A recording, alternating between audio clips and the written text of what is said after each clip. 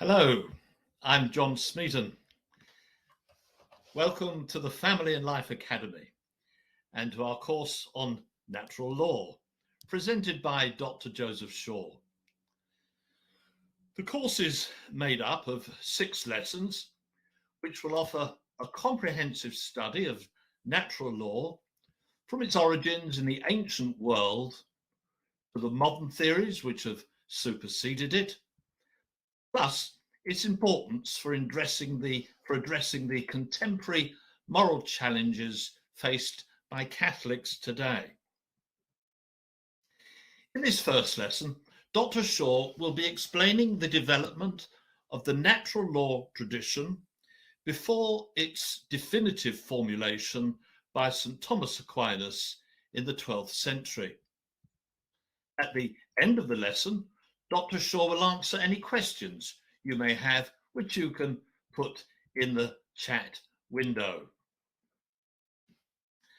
Dr. Shaw is a philosopher and author. For many years, he was Senior Research Fellow at Oxford University and a member of the Faculty of Philosophy. He's a Fellow of the Royal Society of Arts, Chairman of the Latin Mass Society, and President of the Una Voce International Federation. He has a doctorate in philosophy, a diploma in theology, and a bachelor's degree in politics and philosophy. I'll now hand over the stage to Dr. Shaw so that he can guide us through the subject of natural law before Aquinas. Thank you very much, Mr. Smeaton. So welcome everyone to this introductory talk of this introductory series. I hope this is at least comprehensible and enjoyable. In this lecture series, I want to introduce listeners to the key ideas of the natural law tradition. Although I will take St. Thomas Aquinas' understanding of natural law as definitive, I want to introduce the component parts of the tradition in their historical context and show the evolution of the theory. In this way, I hope it will appear not simply as a system, but as a way of answering particular questions and solving particular problems in a particular moment of history. In later presentations in the series, I will introduce the modern theories which displaced natural law as the dominant moral theory and explore modern problems which I believe a natural law approach can still address fruitfully. The term natural law is indelibly associated with St. Thomas Aquinas, but it had already had a long history by his day. And in this presentation, I want to say something about where the idea came from and how it developed. Accordingly, I'm going back in time to the 5th century before Christ to talk about the beginnings of a philosophical debate about ethics, which has continued to this day. It began in ancient Athens, then the most lively intellectual center in the world, with arguments between professional teachers of public speaking, known to history as the sophists, with each other and with an eccentric but charismatic amateur, Socrates. So, cute little photograph of Socrates, taken not from life, of course, by Raphael, and here he is talking to a collection of other philosophers, but that man in armor facing him with the long hair is a particular friend of his who was not a professional philosopher. So he's addressing himself to philosophers and also beautiful and wealthy young men, as you see in this photograph. Many of the sophists were moral skeptics or amoralists. They didn't believe in allowing morality to stop us getting what we want. Socrates, his disciple Plato, and Plato's student Aristotle had to develop ways to respond to this, which vindicated the idea that in some sense, the way we should live is set by nature. The terminology of natural law was created by another school of thought founded in ancient Athens slightly later, the Stoics. When St. Augustine of Hippo sought to combine Christian teaching with the best insights of pagan philosophy, in the area of ethics, he looked most of all to Stoic ideas and terminology. This lecture will conclude with a consideration of how St. Augustine's moral theory combined Stoic elements with his understanding of the Bible. In the ancient world, we come across the idea that something which is natural is good, appropriate, or necessary, just as we do to this day. This idea was taken up in an important debate which took place in the late 5th century between the sophists and Socrates, the teacher of Plato. The discipline of philosophy might be said to have been established by the group of thinkers known as pre-Socratics, though Socrates was in fact contemporary with some of them. The pre-Socratics were interested in the natural world. Aristotle called them physikoi, literally physicists. Their work encompassed what we might call the philosophy of science, metaphysics, and cosmology, the last of these being speculations about the origin and fundamental components of the natural world. Philosophy and what we call science were not clearly distinguished, and indeed science continued to be known as natural philosophy until the 19th century, when the word science, in fact, came to have its modern meaning. The tools of debate developed by the pre-Socratics were applied to ethics and politics by the men we know as sophists. This term derives from sophia, the Greek for wisdom. They were, at least in their own estimation, the practitioners and purveyors of wisdom. They gave display speeches for paying audiences, represented their home cities as diplomats, wrote speeches for clients for use in court cases, and trained young men who wanted to enter politics. Above all, they taught rhetoric, the art of public speaking. But as Socrates pointed out in some of the debates between him and sophists recorded or imagined by Plato, the art of persuasion depends on the deployment of some plausible understanding of what is good and bad. They needed to be able to argue that what they wanted was just, or at least advantageous to the listeners. Among the arguments they employed, one in particular is relevant to us in this series of talks. Plato first presents it and Socrates' reaction to it in his work Gorgias. After a discussion between Socrates and the eponymous Gorgias, a famous teacher of rhetoric, on the need for a public speaker to understand justice, a bystander called Callicles, who probably wasn't a historical figure at all, proposes a distinction between what is right according to nature and what is right according to custom or law. Custom and law are covered by the Greek term nomos. Nature is physis.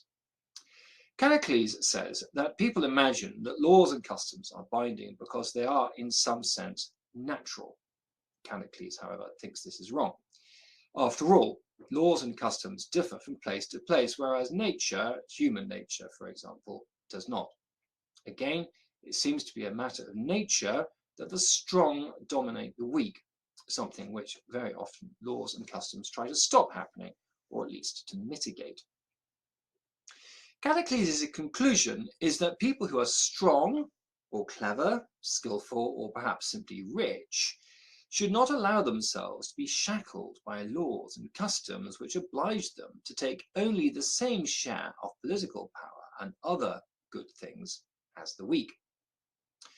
A version of this argument reappears in Plato's longer work, The Republic, in the mouth of a rhetorician called Thrasymachus. The argument has influenced moral and political thought ever since, that is to say, for about 25 centuries. It is a challenge to the assumption that the conventional morality, what we are brought up to think of as just and fair, is somehow part of the furniture of the universe, like the mountains and the sea, or part of the way things work, like the tides or the migratory habits of birds. Instead, it can be questioned and it can be rejected. If you are confident in your strength and cunning, why not repudiate rules which threaten to limit what you can get for yourself? This argument leads to a complete rejection of morality, that is, to complete moral skepticism or amoralism. Plato and also Aristotle responded to this kind of argument by asking what people really want from life. Leaving the rules of conventional morality on one side, do people really want to devote themselves to clinging to political power with violence and indulging their bodily pleasures?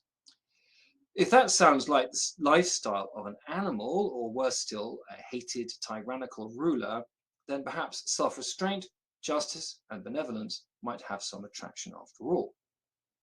Who wants to emulate something contemptible?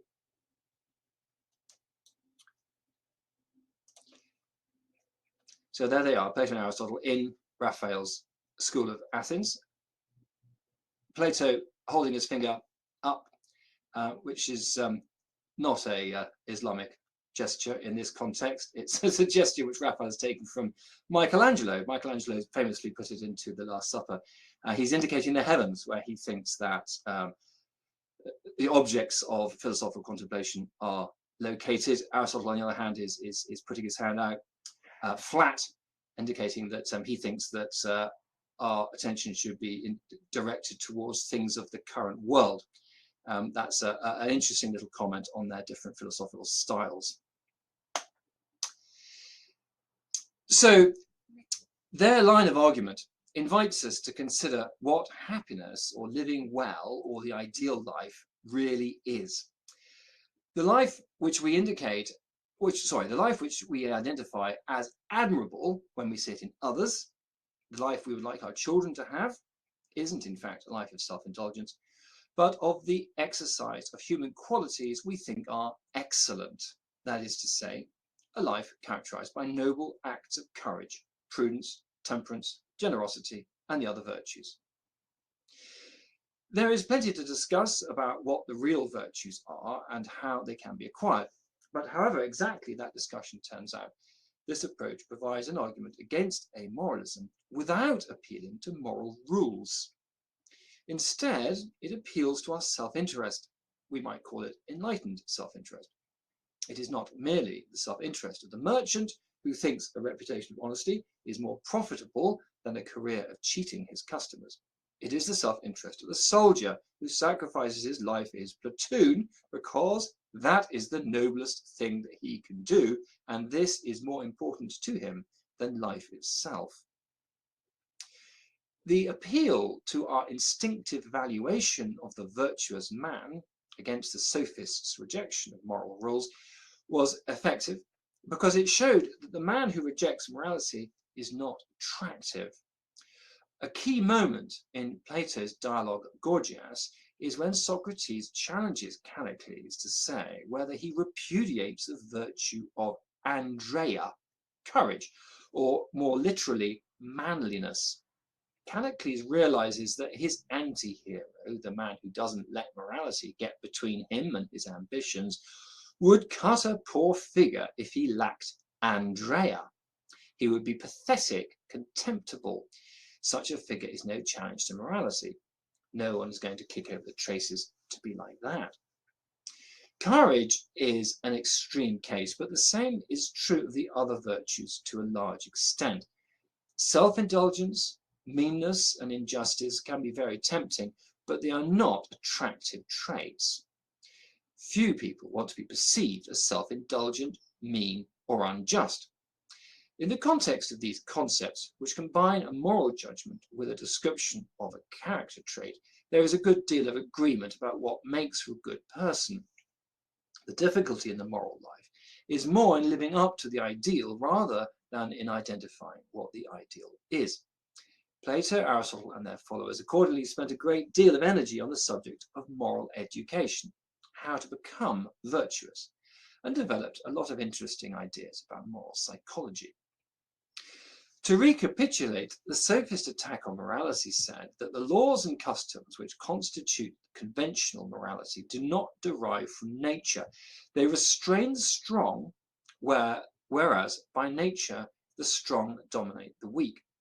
Plato and Aristotle responded by pointing out that even for the strong, dominating others and indulging the passions do not make for a life anyone would regard as truly admirable. The notion of the admirable brings a value judgment back into the picture, but it is one that is very hard to argue with. Conventional morality, stopping us breaking promises or stealing from temples, might seem to get in the way of us achieving our life goals. But the life goals worth achieving are the ones we value, the ones which make us admirable, at least in our own eyes. If Plato shows us how to defeat amoralism, his argument still left open two questions raised by the sophist argument. One is how,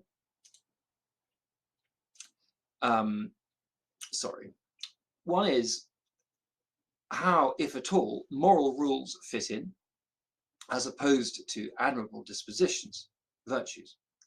The other is the relationship between morality and nature. Aristotle's theory addressed the second question and brought nature back into morality.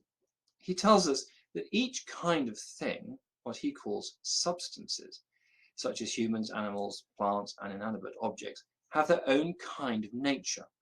Further, each nature gives rise to a particular function or characteristic activity. In Greek, a substance is ousia and function is ergon.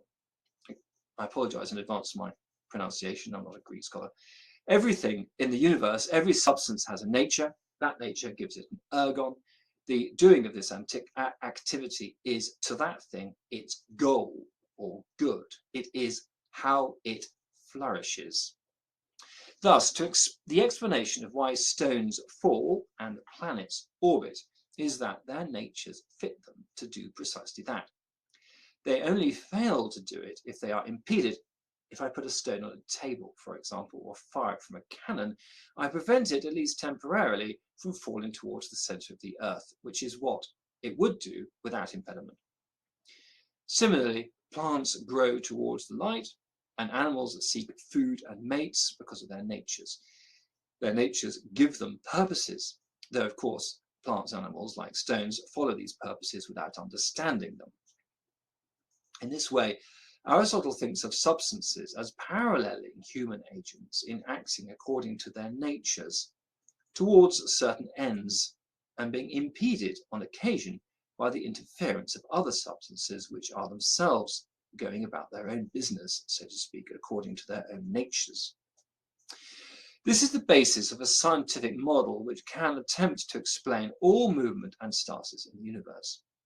If something is moving, it is either self-moving in accordance with its own nature, or it is being moved by something else in a way explicable by that other thing's nature. If something is staying still, it has either reached its natural terminus, its goal, like a stone at the center of the earth, or it is being held back from moving by something else, like a caged bird.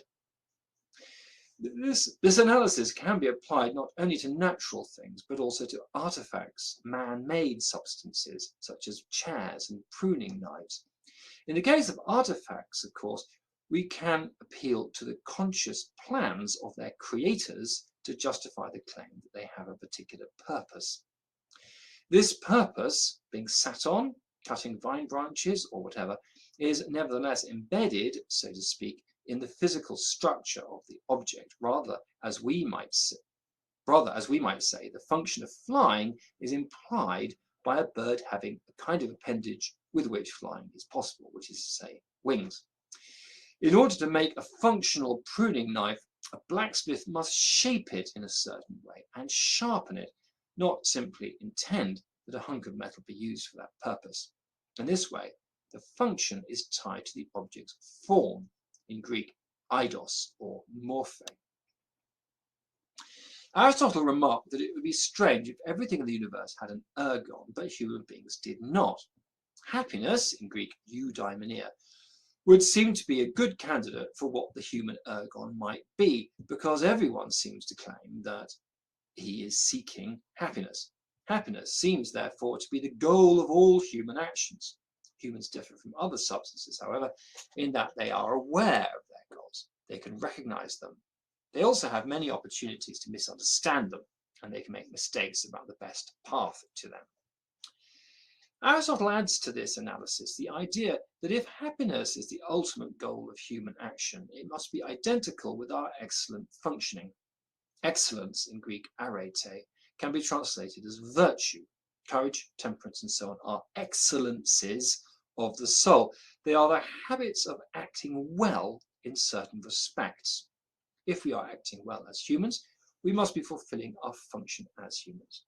And indeed, a life of virtuous activity a life of brave deeds, of generosity, moderation, and all the fine and noble things which sensible and experienced people admire and praise, does look a lot like a fine and noble life. The kind of life we should want, if we are wise, it is happiness. Aristotle's idea that human nature contains within itself a natural tendency towards a certain goal, identified with happiness, itself understood as virtuous activity, has been enormously popular. It is found not only in people directly influenced by Aristotle like Aquinas, but in people only indirectly influenced by him, such as Augustine. It became the standard basis for moral psychology in the Western history of ideas until the time of the Enlightenment, when it was replaced by the idea that we are driven by non-rational urges which have no direct connection with morality. Aristotle's way of looking at moral psychology connects the life of virtue, which we recognize as the life which we admire and value, at least if we have any sense, and human nature. Human nature is such that the good life represents the ideal appropriate to humans, as opposed to the ideal appropriate to pruning knives, planets, baboons, or deities. Human nature makes this life possible, at least in favorable circumstances, and it represents the flourishing or perfection of human nature. I'm just going to close the window. To be clear, what is happening here is that Aristotle's sense of what is really worthwhile in human life is being read back into his conception of human nature, in the same way that the observable characteristic activity of animals, plants, and other natural substances is a guide to their natures. An admirable human is one who exercises courage and liberality, whereas the achievements of the most flourishing field mouse, for example, would be more in the line of building a really good winter nest, finding a highly fertile mate, and producing an outstanding number of offspring. What makes for human flourishing, therefore, is set by human nature. It appears that, contrary to Callicles, nature does not tell us to dominate the weak and indulge ourselves. Properly speaking, it tells us to exercise self-restraint and do noble deeds. What of the conventional rules of morality? These can also come back into the picture in a subordinate way, because generally speaking, they reinforce the tendency to do virtuous actions and restrain vicious ones. Neither Plato nor Aristotle do their moral thinking through rules. They devote themselves to analysing the virtues as a way of getting answers to the questions about what people should do. However, they are perfectly happy with the idea of moral rules and see their practical usefulness both in training people to be good and in settling disputes. Plato's last work, The Laws, as its name implies, gives a great many very detailed rules for the government of the ideal state, because for Plato and Aristotle, rules have a clearly identifiable purpose of making people good. They have a way of telling which rules are good and which ones are bad. Plato and Aristotle will tell us that the good rules are the ones which, in a certain sense, conform to nature. Thus, since stealing is generally contrary to the virtue of honesty, the conventional rule against stealing will generally guide people to do virtuous actions. However, they do not think the whole of morality can be captured by such rules, and Aristotle explains that ultimately a human judge exercising prudence is needed to interpret or make exceptions to many rules in difficult cases. On the other hand, some categories of action are so heinous that there are no exceptions to the rules against them. All the same, we can think of a virtue as a kind of rule, a logos in Greek or ratio in Latin. This understanding of it would not suggest that it could be completely summarized in words. It may be uncodifiable. This idea has appealed to great many modern philosophers who compare it to our grasp of some linguistic concepts. I shall return to this way of developing Aristotle's ideas in the next lecture. In the generation after Aristotle, new schools of thought were established to compete with those of Aristotle, Plato, and the sophists. The one with the greatest influence in the realm of ethics is Stoicism. The words of its founder, Zeno of Citium, survive only in quotations by other authors, but this school of thought produced outstanding disciples not only among the Greeks, but also among the Romans, the latter including Cicero, Seneca, and the Roman Emperor Marcus Aurelius. Cicero has a special importance. He was the first to translate Greek philosophical ideas into Latin, and for this reason his most important works, unlike the great bulk of Plato and Aristotle's output, never ceased to be widely read in the West and to be influential in the centuries which followed. He was known by St. Augustine and all the writers of the Middle Ages, as well as later. While he was an eclectic thinker, much of his moral thinking is Stoic in inspiration, and he is the major channel through which Stoic ideas entered the Christian tradition. To give one example, his examination of difficult moral cases was picked up by St. Augustine of Hippo and Pope St. Gregory the Great, and he may be said to be the founder of casuistry, the study of difficult cases, which has been so prominent in the Catholic tradition. Stoicism put the concept of the moral rule back into the center of ethics. Like Plato and Aristotle, they were very interested in character and virtue. Indeed, one of their most famous teachings was that virtues which adorn the soul or mind are the only things one can acquire that have real value. Nevertheless, their conception of the ideal person and the best thing to do is first and foremost understood in relation to the true moral law, what they called the law of nature. This did not mean that they had an exaggerated respect for the common rules of popular morality. The law of nature was universal and eternal. The laws of nations ought to conform to it, and if they fail to do so, then they lose their value, although obeying them might still be convenient. Like the sophists, they thought that when nature and custom or law diverge, nature must be right and law and custom wrong. However, they had a very different idea of what direction nature was pointing out to us. For the Stoics, the law of nature is not something which can be expressed fully in a written formula. Again, it is uncodifiable. Natural law is conformity to reason, which is also conformity to or harmony with the cosmos. The principles of reason they appeal to support many conventional moral conclusions, but the Stoics thought they could improve on the conventional morality of their societies in a number of ways.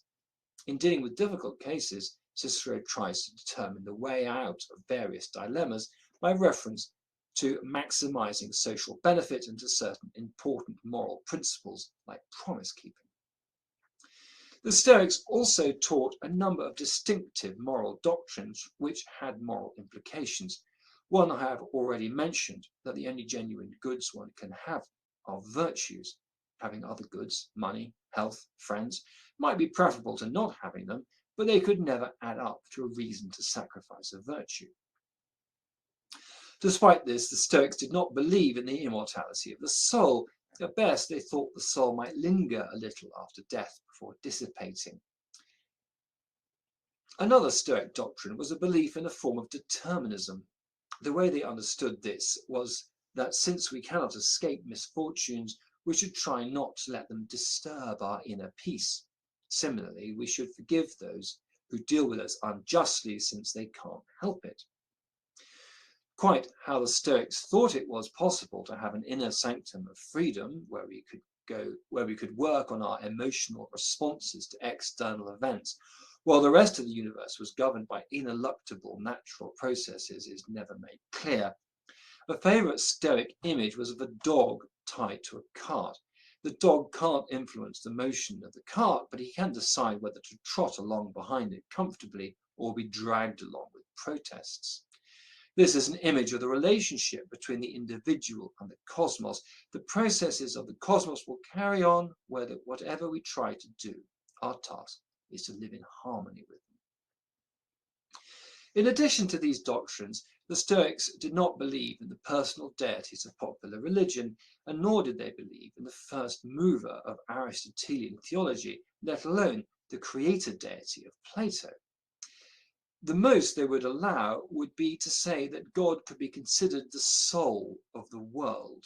a bit like an Aristotelian soul, which is the form of the body.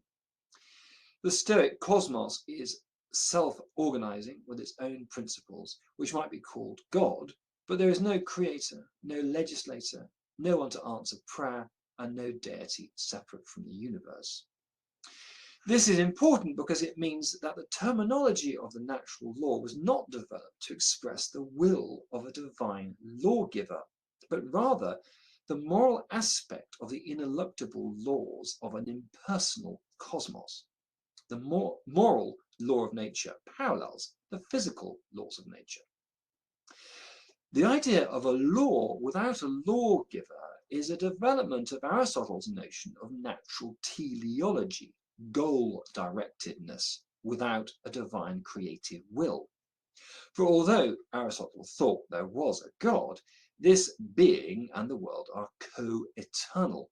God did not create the world, according to Aristotle, which had always existed, more or less as it is now. For Aristotle, it is an observable feature of the world that there are different kinds of things which behave in distinct ways, and these ways express purpose. Stones fall, flames rise, birds migrate, and men seek happiness. Aristotle did connect this with God, saying that in their different ways all substances were seeking to imitate the divine, but this does not imply that God intended them to do this. God is, in a sense, the ultimate goal of all the substances' activities, but he is passive.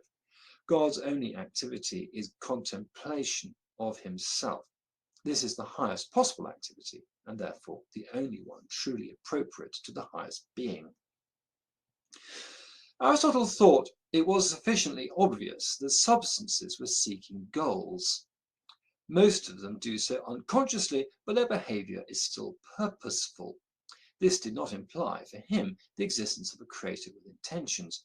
The Stoics, by parallel, thought it sufficiently obvious that the universe was governed by laws to which most things respond again unconsciously. Modern scientists, of course, also think that the universe is law-governed, and like the Stoics, they can do so without commitment to a divine designer or lawgiver. The idea of a law without a lawgiver is perhaps less surprising than it might seem in a society governed largely by customary laws which had developed spontaneously. Many ancient societies set great store by semi-mythical lawgivers. The Athenians had Solon, the Spartans Lycurgus. But while these names gave prestige to their customs, the lawgivers were not the source of legal obligation, which continued to exert its force long after lawgivers were dead. It is only much later that Roman legal theorists suggested that law is the will of the emperor and connected legal obligation with an ongoing, living source of authority. That conception of law made more sense with the Roman imperial system than with the complex systems of legislation found in other ancient cities and in Republican Rome. The wonderful description of the orbits of the planets as part of the laws of the cosmos, known as the Dream of Scipio, was written by Cicero just before the imperial system was established, a historical development, coincidentally, that he opposed with all his might.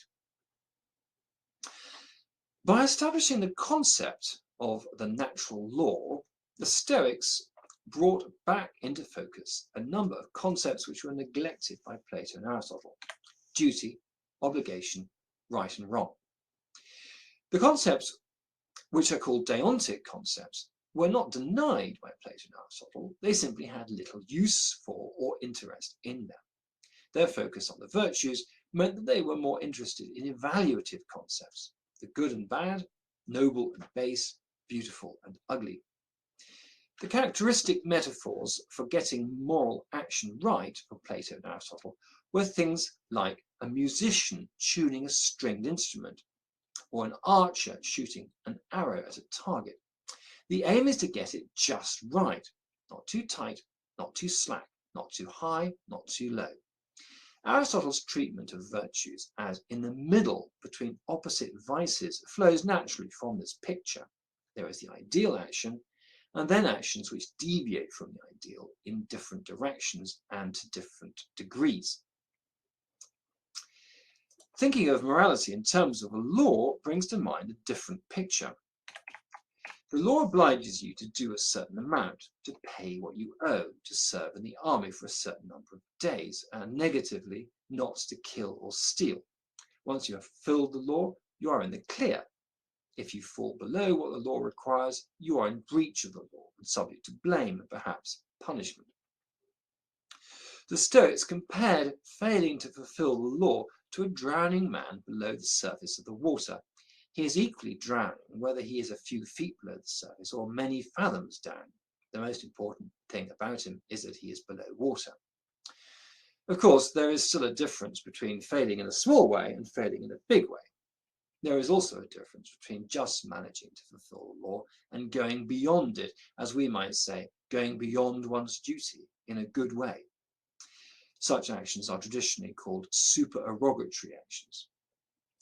Thinking about the ideal, the perfect action, and thinking about the action which is morally required and which the agent can exceed by doing something even better, are not necessarily incompatible, but they do represent two tendencies in ethics, and combining the two will require some explanation. I will tackle this problem in lecture 3.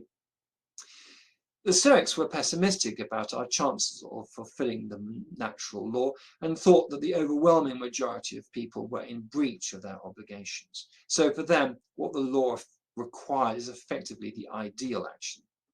The natural law does not allow us to rest on our laurels, but bears witness to our failings, rather as it does on certain Protestant views of the moral law. St. Augustine of Hippo, like St. Basil the Great, received a complete education in the art of rhetoric, as well as later a formation in biblical theology.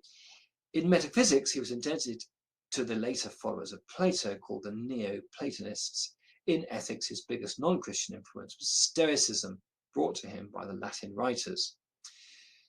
Stoic and indeed Aristotelian theories of the origins and nature of the cosmos had by Augustine's day been eclipsed by Neoplatonic speculations, but Stoic ethical views remained influential. Augustine refers to Cicero and Seneca as the ancients, since they had lived 4 and 3 centuries before him, respectively. The Neoplatonists, like Plato himself, maintained a belief in a transcendent personal deity with ultimate responsibility for creating the world, although they followed Plato in ascribing the physical world only indirectly to the supreme being through the agency of intermediate created super beings called demiurges. This was to avoid a perfect God from being directly responsible for the imperfections of the world. Plato thought each kind of organism and artifact has a corresponding idea or form, of which the concrete particulars we meet in our everyday lives are only imperfect copies. The forms exist in a special realm of forms. It is difficult to know how literally to understand Plato's attempts to describe this realm in different places in his works. The Neoplatonists located the forms in the mind of God. The same facility could handily hold the natural law if Stoic ethics were combined with Neoplatonic theology. The obvious contribution of the biblical tradition to this picture might seem to be a divine lawgiver, but this idea needs to be treated with some caution. Certainly, God is presented in the Old Testament as the source of the laws and customs of the ancient Hebrews, starting with circumcision and culminating with a detailed Mosaic law, which established rules of diet and ritual, cleanliness, legal processes, and instructions on how to worship. God also proclaimed fundamental principles of morality, such as the law of Noah, forbidding the killing of the innocent, and the Decalogue, the 10 Commandments. But he is not presented as a lawgiver in these two kinds of case in quite the same way. One way this comes out is in the expectations of the Hebrews had of the behavior of other nations. The prophet Amos, for example, lambasts the Gentiles for their wickedness, but the examples of Gentile wrongdoing he cites are what we might call war crimes, not their failure to follow the Mosaic law's dietary requirements or anything like that. There seems to be a sense that most of the Mosaic law applies only to the chosen people. It is their unique burden and privilege. This sense is reinforced when we come to Christian understandings of the Mosaic law. Following the vision of St. Peter, in which he was invited to eat unclean animals, that's in Acts chapter 10, verse 11, and the debate among the apostles about whether Gentile converts should be obliged to adopt the practice of circumcision, St. Paul establishes a distinction between those precepts of the old law which have been superseded in the age of the church and those which are still valid. He does not make explicit the basis of his distinction, and the text of the Torah, the Old Testament law books, does not assist us very much here, but St. Paul seems to have thought it is obvious, and perhaps it is. It is the distinction between universal moral principles and what became known as mutable precepts, binding rules which could be established, changed, and abolished by the appropriate authority, in this case God, for specific territories or groups of people. For St. Paul, the Ten Commandments, the prohibition on homosexual activity, and the exhortations to charity and forgiveness are moral principles which are not simply brought into being when God spoke from Mount Sinai, which would be fulfilled and superseded by the life, death, and resurrection of Jesus Christ. They would always be binding, and this itself suggests that they always had been binding, even before God thundered them to the chosen people from the mountain. That proclamation should be then seen as more as a reminder than a new act of divine legislation. Laws on ritual cleanliness, diet, legal procedure, and worship, on the other hand, while they were certainly morally binding for the ancient Hebrews, became so only at the moment they were promulgated, and ceased to be so when it pleased God to lift them. It might be objected that God does seem to lift the prohibitions on various of the Ten Commandments in the course of the Old Testament narrative. Killing the innocent and theft seem to be enjoined, liars praised, and on one reading of the book of Hosea, adultery commanded. These cases are consistently dealt with by Christian commentators in such a way as to preserve the immutable and absolute character of some obligations, while acknowledging God's ability to impose or lift other obligations. For example, the killing of the innocent is something God can command, since we are all under the sentence of natural death due to original sin, so God is in a different position from us in relation to that obligation. By contrast, St. Augustine is very concerned that God could never lie or command us to lie, as that would make it impossible to believe him. He understands God's blessing of the Hebrew midwives who appear to lie to Pharaoh to avoid engaging in infanticide in Exodus chapter 1, verse 19, accordingly, as a reward for their not committing infanticide, despite their being guilty of the sin of lying. The unchangeable moral principles reiterated in the Mosaic law can certainly be described as God's will and God's law, but by distinguishing them from the mutable precepts, by insisting on their eternal character, Christian theologians made room for the idea that they should be seen as corresponding to human nature and the nature of the world in general, rather than simply God's arbitrary will. Thus, God made human beings dependent on their parents for an extended period of time. In principle, he could have made us like the giant turtles who bury their eggs on the beach and then leave their infants to fend for themselves. The fourth commandment, to honor your father and mother, makes sense in the context of human biology and society, but it does not make sense in the context of the life cycle of giant turtles. If God had made intelligent giant turtles, could he have commanded them to obey their parents if they never met their parents? On the other hand, given the essential importance to humans of the parent-child relationship, could God have made it true that human children owe no duty to their parents? Certainly, either of these possibilities seems very incongruous. The conclusion one could draw from this is that while the moral law is certainly derived from God's will, it derives more from his creative will than from his legislative will. Given the way he has created us, certain moral obligations simply follow. By the same token, while we should not blame pagans for failing to obey the dietary laws of the Mosaic law, for eating prawns or whatever, or indeed for the obligations of fasting and abstinence imposed by the Catholic Church on her members, we do and should blame them for failing to obey moral laws which are eternal and connected with the nature of the world. Something along these lines is indeed suggested by St. Paul's critique of Roman idolatry and sexual vice, see Romans chapter 1, verse 19. They should have known better, because the law against these things is, he says, written on their hearts. The scene is set, accordingly, for Augustine to adopt the language of the natural law.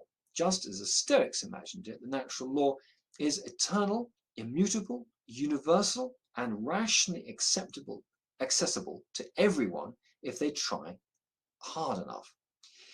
Augustine added the more Neoplatonic ideas that it is found in God's mind and goes hand in hand with his creation. Alongside this, Augustine adds the distinctively biblical ideas that God is able to command us as his servants, as groups or as individuals.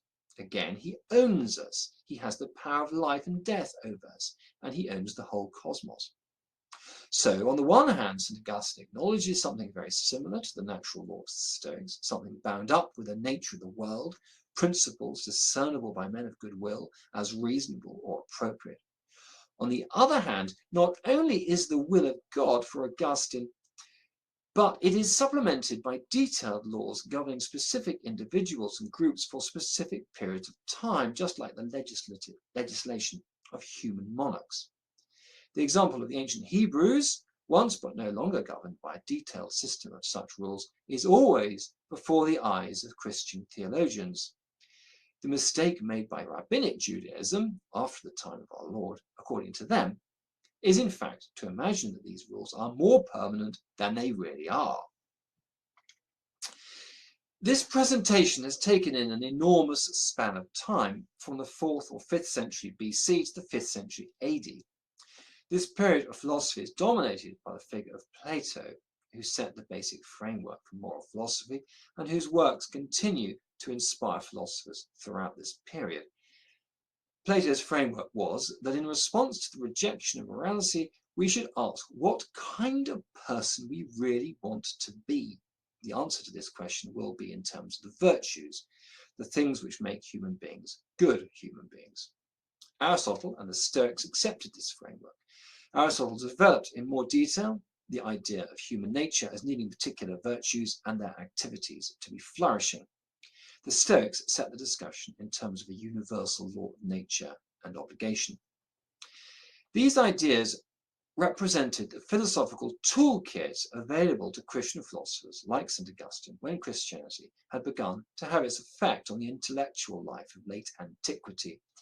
Augustine used Stoic terminology in talking about the law of God, but added to their simplistic understanding of law the distinction between immutable law and the temporary obligations God can impose and later lift as a human legislator can. In Augustine's day, the knowledge of Greek was declining in the West, and Augustine and those he was debating were focused not directly on the writings of Plato, Aristotle, and Zeno, but on their Latin interpreters. Aristotle was not available to a Latin-reading public until the 12th century, and it is to the use made of him by Aquinas when that finally happened, to which I turn in the next lecture. Thank you very much, Dr. Shaw. So yes, indeed. So the first question we have is, can you say something about the relationship, if you believe there is one, between the understanding of natural law and the development of the Hippocratic Oath? Thanks. Yeah, now I essentially, I think that those are two separate developments. Yeah, the Hippocratic tradition is I'm ashamed to say, not something I know a great deal about, but it's very ancient. So it's alongside the earlier period of philosophy that I'm talking about.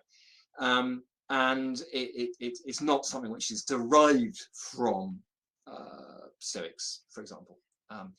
In fact, it's interesting because it gives a rather different attitude to human life and human medical welfare than not only the standard kind of Greek attitude, which is pretty callous, but also Plato, Aristotle, and other people who simply reflected general Greek ideas. So Aristotle, for example, has got no compunction at all about infanticide.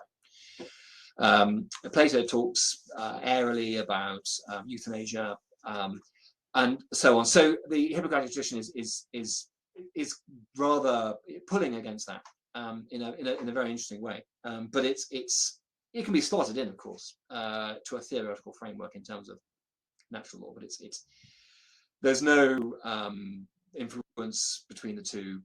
On the contrary, I'd say that there was a kind of reaction one against the other. Thank you. So there's another question here.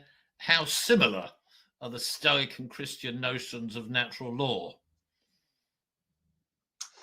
Well, yes. I mean, I try to address this a bit in the talk. The Stoic conception of natural law is they're always going on about how it's eternal, immutable, rational, accessible, and stuff. It's very static. The Christian conception of natural law, there is a static element, there's an eternal element, but then there's also this dynamic aspect, which is the law of Moses, the law of the gospel, the law of the church, and of course we start having to distinguish those with our terminology, but those are very much part of Christian thinking and Christian practice.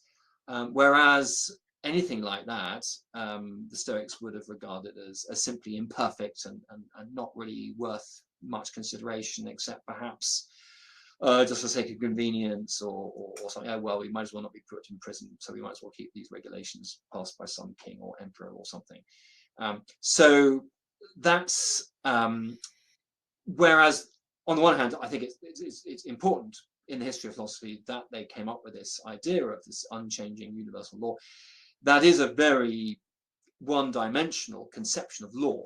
There's a lot more to law than that, and that's something which the Christians filled in. Thank you, Doctor. Another one. How did Aristotle come to the conclusion that the end of human nature is happiness? Because he saw everyone trying to get it.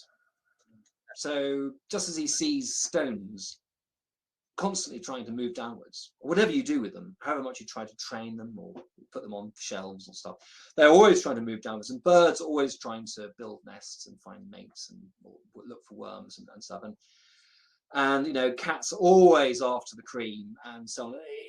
That's obviously what derives, it's in their natures to do those things. So humans are always going after happiness, through all sorts of means and efforts and complicated schemes. So it's just a matter of observation. Thank you.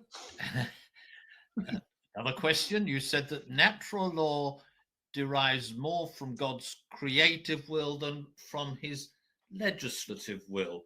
Could you explain this further? Our questioner asks. Yeah. Okay. Well, so he made the decision. I mean, the example I gave in the lecture was the dependence of human infants and children on their parents, which is very long, compared to not all animals, but most animals. That suggests that there's got to be an ongoing relationship, and if that's going to work, then parents are going to have a duty of care towards their children, and children really need to have a duty of obedience towards their parents. I say, if that's going to work, God's plan for the family, for the raising of human children, is sort of implies that dual set of obligations. So he didn't, you might say, well, he didn't need to say that in the Ten Commandments. I mean, he did say it. He did say it that in the fourth commandment, the parents, you must obey your father and mother. But if he hadn't said that, it would still have been true, because it's just, it just has to be that way. Whereas on the other hand, the human digestive system is perfectly capable of dealing with oysters, mostly, certainly with pork. And God chose to exclude those from the diet of the ancient Israelites. Good reasons to do so, but it wasn't inevitable. And it was an act of legislation in a kind of a somewhat more human sense, something which he can impose on them and then lift. So he shows St. Peter the sail filled with animals, like oysters and pigs and things. And he said, take and eat. So, right, all those rules, they're now being lifted. Now, if it had been a matter of the human digestive system rejecting those things, and if it had just been for our own good or just inevitable, if it's going to work, then you're going to have to do this, then that wouldn't have been possible. He couldn't have lifted the obligation. So this is why we have to make this distinction. There are some obligations he can never lift. Augustine goes on and on about how important it is that God cannot be a liar. He cannot allow lying. If we can imagine God to tell a lie, then the game is over. We can't believe God. We can't believe His word. We can't believe His promises. There's no possibility of Christian life. There's no possibility of revelation. I mean, it's just hopeless. So he's really, really strong on lying as a terrible sin. So he says, there's no way God could allow you to lie. It's just, the whole moral universe kind of collapses in on itself if there's lying, if it's possible to do that. So that's just eternal, immutable, the way things are. But pork, he can forbid it, he can allow it, he can forbid it again, he can forbid it with this people, not that people, he can, change his mind in a manner of speaking. That's fine. That's absolutely fine. Okay, I think we've got time for one more question, and a question asks, when it comes to the 613 commandments of the Old Testament, Christians distinguish between the moral and ceremonial aspects of the Jewish law. Presumably, and this is a question, the binding moral law equates to the natural law? Yes. Although I think it's important to note that the ceremonial precepts, and indeed we can make further distinctions like the judicial precepts and things. We're not saying that they weren't morally binding. We're not saying that people who broke those commandments weren't doing something that was morally wrong. It was morally wrong for them at that time, and then it stopped being morally wrong when Jesus' resurrection and the era of the church. So I wouldn't want to make a distinction between moral and ceremonial. At least that distinction could be misleading. So we say, between natural law and divine law. So what I'm talking about in this series of lectures is the eternal stuff. And what Father Crean's going to be talking about is the divine law, which applied to ancient Israel, and then there's a new divine law, the new law, as theologians call it, which applies to us as Christians. Thank you. Yes, I think that's our time up, actually. So thank you very much indeed, Dr. Shaw. In fact, that's all the questions answered. So thank you, everyone, for your participation today. The video of this lesson will be made available on the Family and Life Academy website, along with study aids and other resources. We look forward to seeing you for lesson 2, which is on the subject of eternal law and natural law. And please look out for the other courses available at the Family and Life Academy. A big thank you again to Dr. Shaw. We look forward to learning more from you next time.